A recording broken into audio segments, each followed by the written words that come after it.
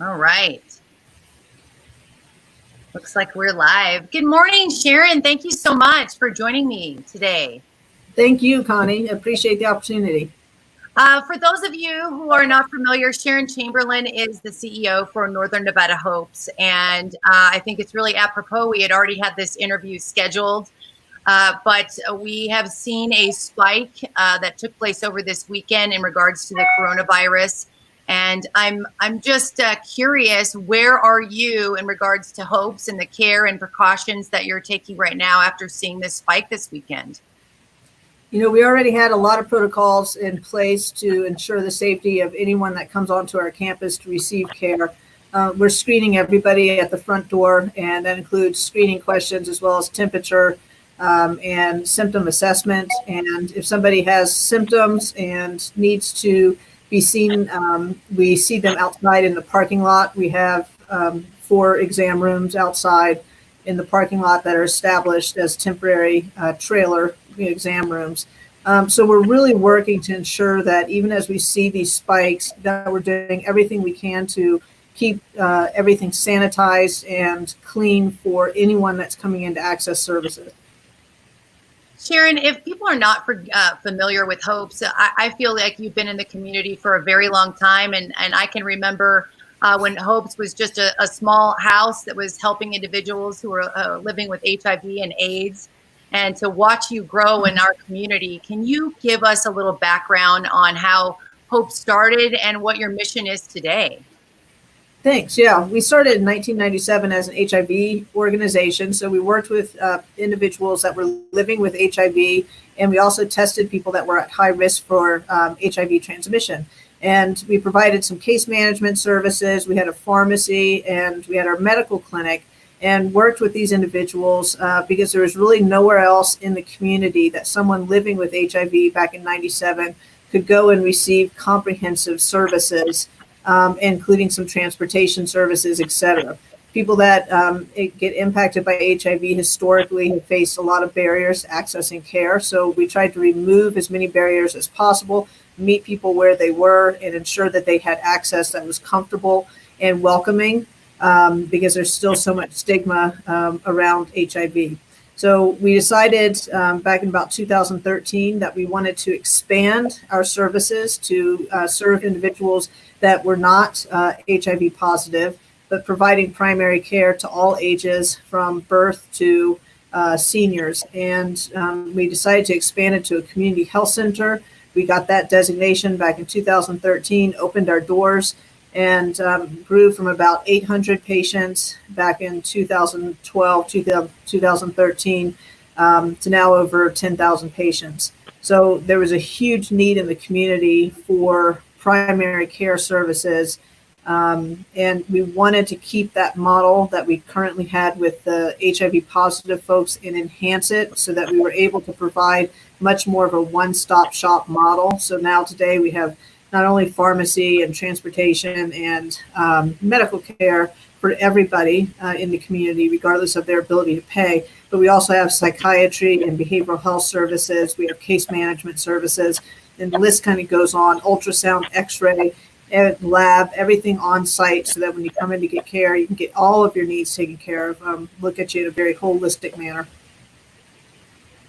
For those individuals that don't have health care or are underprovided, this is an absolute opportunity for them to get good quality health care. And I have been inside your facility, and I've seen your met with your staff members. It is such high quality care that you offer there.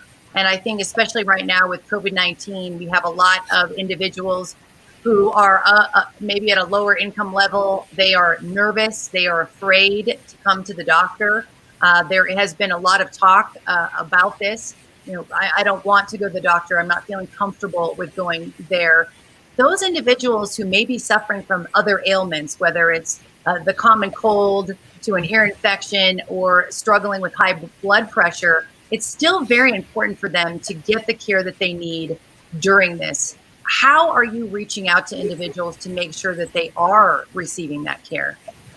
Yeah, that's so well said, Connie, because, just because we're here in quarantine and slowly reopening things up, our chronic diseases and conditions have continued to operate inside our bodies. So we've got to get those things taken care of and managed so that you don't end up sick, even sicker in the emergency room and kind of bundling up that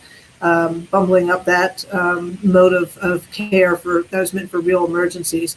So we've been reaching out to our patients that had not been seen in the last year, calling them and talking to them, letting them know that it's important to come in, that if they want a telehealth visit, because they don't feel comfortable coming in, and we can do that for that kind of visit, then we provide a telehealth visit or even a telephonic visit. So really working with the individuals. We've reached out to our community partners, let them know that we're taking new patients, as well as any of the partners that work with our existing patients to make sure that they're also talking to those individuals and saying, hey, get in, get in and see your provider right now. We had an individual was wondering about the spike. Is this something that we should be concerned about? There's individuals that were not going to get a test because they thought things were kind of coming back as we started to slowly open. Can you give us insight on who should look at getting a test? It's so interesting how this virus has changed and the different recommendations that come out from the CDC on a really regular basis, and that those shift and change pretty rapidly. So we saw the spike this weekend, that we've opened up some of our services already in the community and restaurants and casinos, et cetera. So there was the anticipation that we would see a spike. And so this was not something that caught anyone off guard, that the spike was there. But the important piece is to remember to continue to wear your masks and wash your hands and pretend like it was 2 months ago. Nothing has shifted or changed. If anything, it's becoming more apparent in our community, not less apparent. So still be diligent and follow those protocols. Those protocols have not changed, and wearing a mask is a very, very important step in reducing transmission. As far as for the testing, we're doing testing now for our patients. So it's people that are already established, and we're providing testing for people that are symptomatic. And then if they're asymptomatic but have had a known exposure to another risk factor to a COVID-19 positive individual, then we will test them also. For us, so those are the most important people to get tested at this point, are people that are symptomatic and then people that have a known exposure. Once we start moving past that in phase 2, we'll begin opening it up to asymptomatic individuals that are just curious and want to know what their status is, which is going to help us from more of a public health perspective in understanding the numbers and where we're at in the community. And so that'll be kind of phase 2 for us at Hopes. Sharon, what is a message that you really would like to get out to the public who is maybe concerned about getting health care, just their average, keeping up with vaccinations, possibly if they have ailments right now, diabetes or heart disease? What would you say to them about the importance of care and staying healthy right now? Yeah, and people that are living with chronic disease know well what happens if they fall out of care and stop getting their insulin or stop getting their blood pressure checked on a regular basis and their medications adjusted. It's so imperative right now. We see our hospitals, gearing up and continuing to work around this COVID-19 exposure and an epidemic in our community. So we want to do everything we can to keep the hospitals free to be able to be responsive to the COVID-19, and then free to be responsive to the very true emergencies that happen in our community on a daily basis, either accidents or heart attacks or whatever those things are.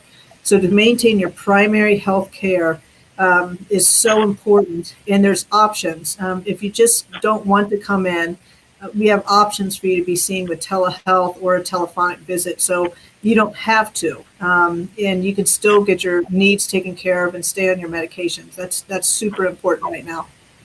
I think telehealth has really, very much like Zoom meetings, become a new phase in medical care. something that a lot of people may not know this is that if you work in medical, you've been utilizing this for quite some time, whether you're working with doctors trying to help a patient outside the area. How important has telehealth been for Hopes, and where do you see telehealth going as you move forward, and even past this coronavirus? Because it seems to me that this is really something that's I think patients are enjoying having this option.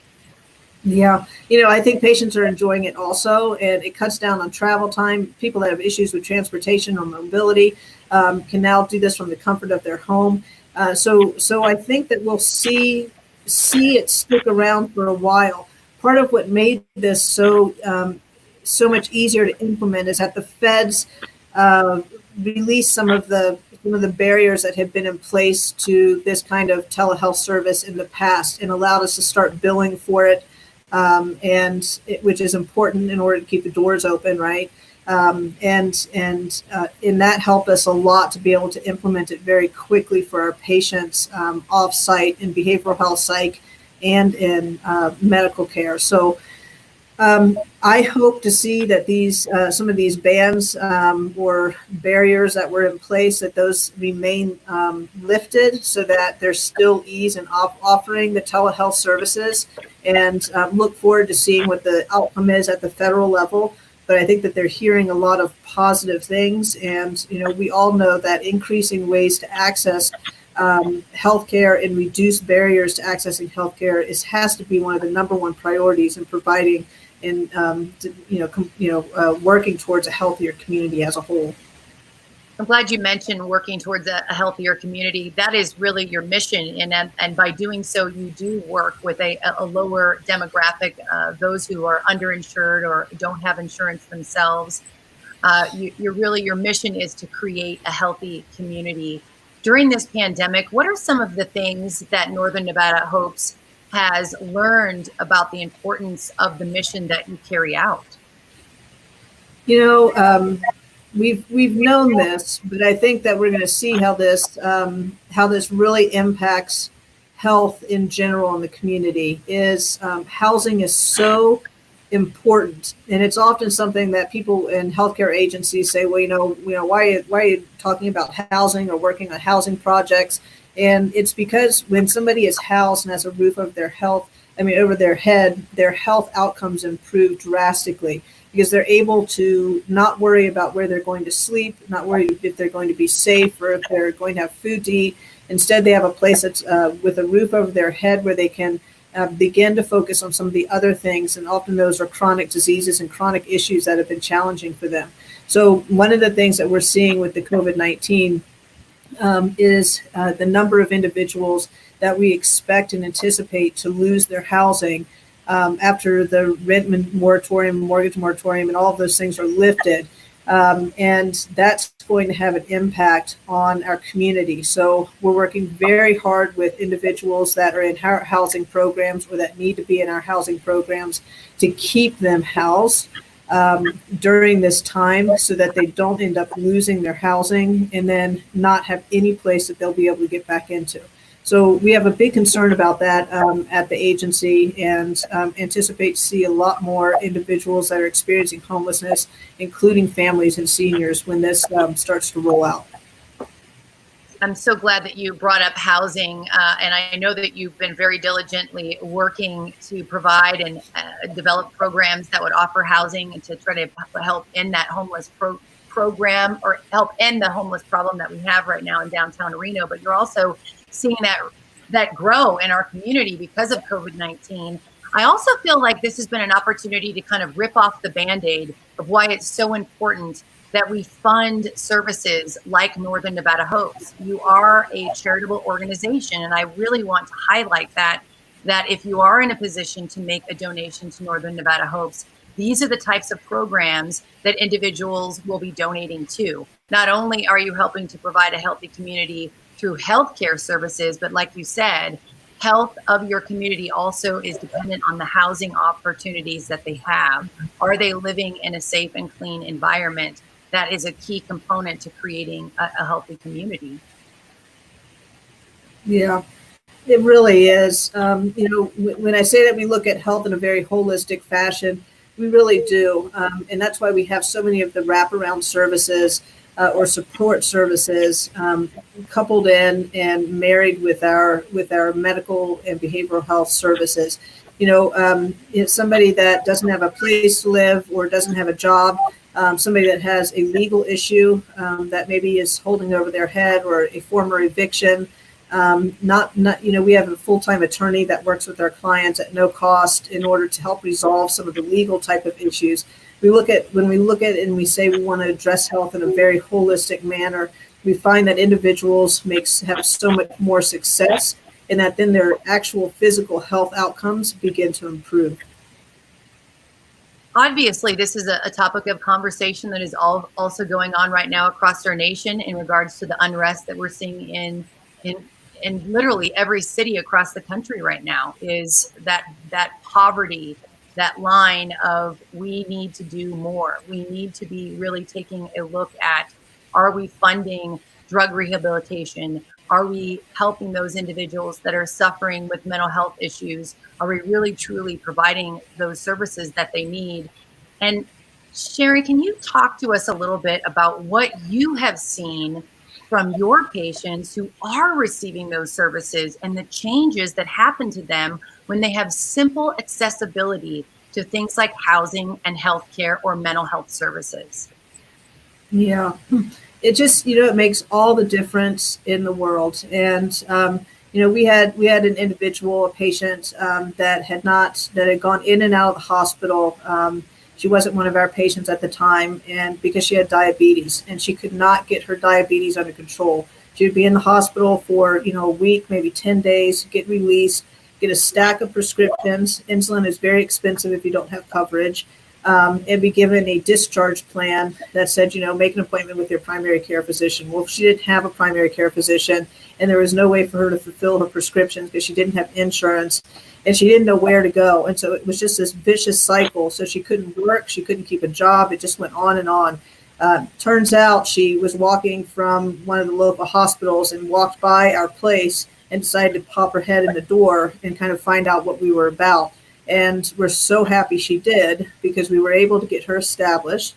We were able to get her hooked onto Medicaid so that she had some coverage to help and assist with her, which she qualified for insulin services. We got her hooked in with a pharmacy, and our pharmacist met with her to talk her through her medications and what it looked like, and how to stay healthy with them and what the signs were.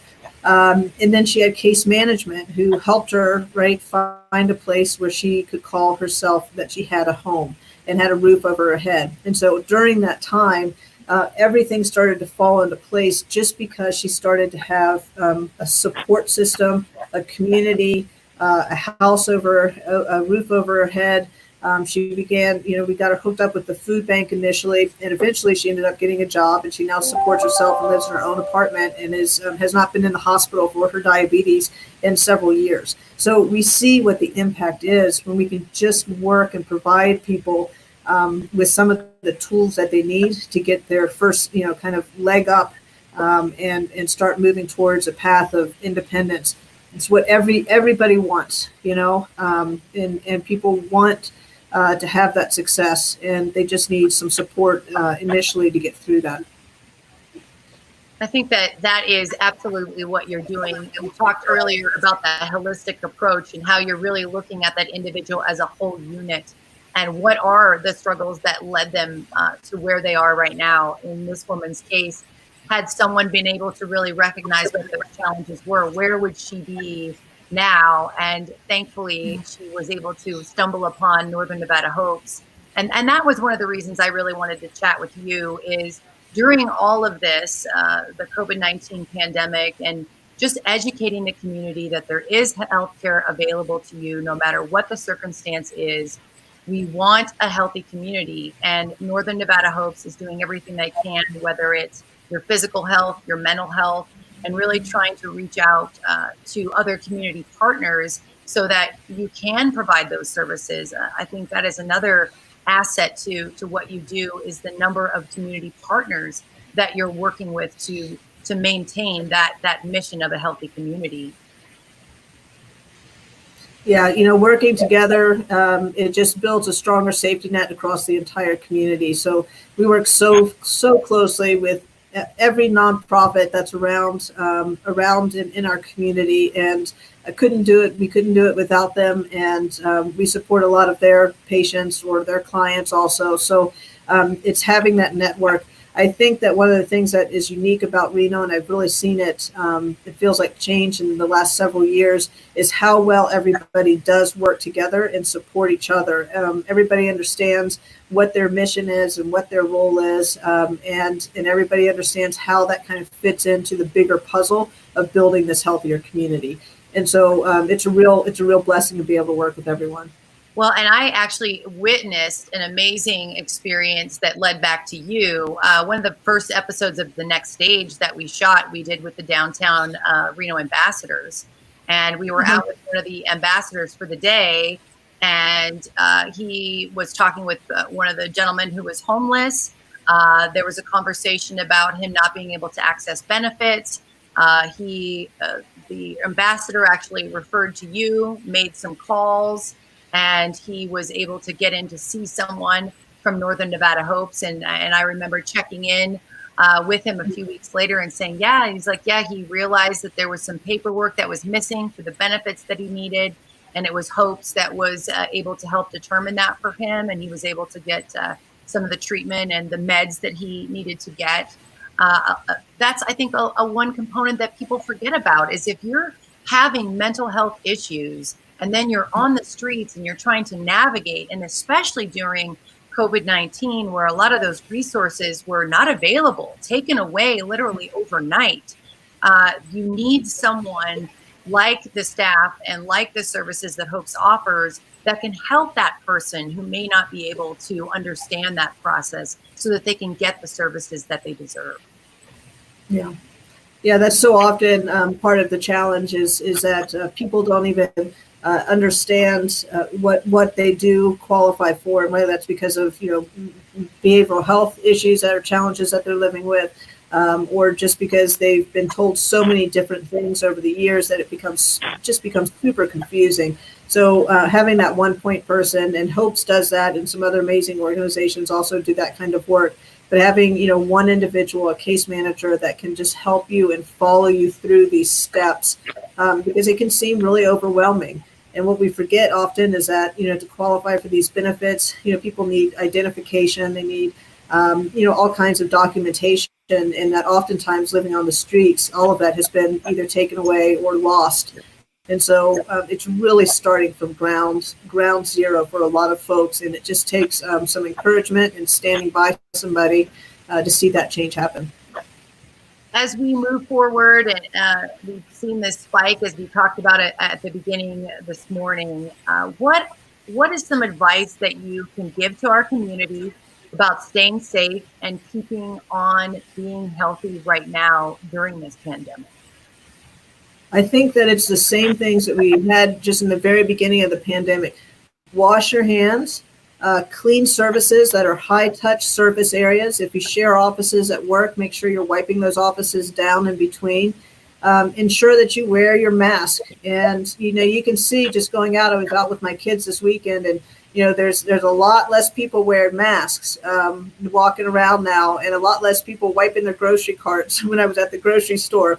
And I think a lot of people are heading kind of back to, they're just, I think we have COVID-19 burnout. We're just tired of it and just want things to not be like that anymore. But I encourage everybody for your own safety and for the safety of our more vulnerable members in the community to continue doing what we've been asked to do, which is wear the masks and wash hands in high surface areas, exercise outside, get fresh air. It's nice, it's beautiful out right now. So good opportunity to get out there and still be able to get a little bit of connection. What are you saying about a mask outdoors? I know there's been a lot of confusion. Should you wear a mask when you're outdoors? Is it dependent on your situation? What is your recommendation, Sharon? Yeah, I think that they're saying it's dependent on your situation. If you're going to be, close or, at a gathering and there's multiple people there, certainly wear a mask. They say that there's very low risk if you're actually like on a jogging path and you walk past somebody, that's actually a pretty low risk activity. And so I encourage you to go to the CDC and see what their recommendations are, because it shifts and it changes. But outdoors is a good place to be. I'm kind of a mask wearer all the time. I just don't even think about it anymore. Just to be safe and keep my community safe.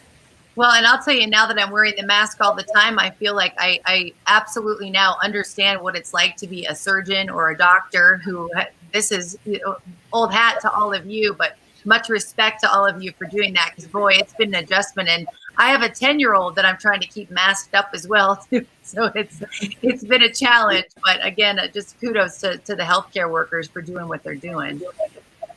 Yeah, indeed. It is something to get used to. I mean, I don't have to wear one in my daily work, and so I had to get used to it too. I've been through a lot of reiterations of different masks to say what what kind works best for me.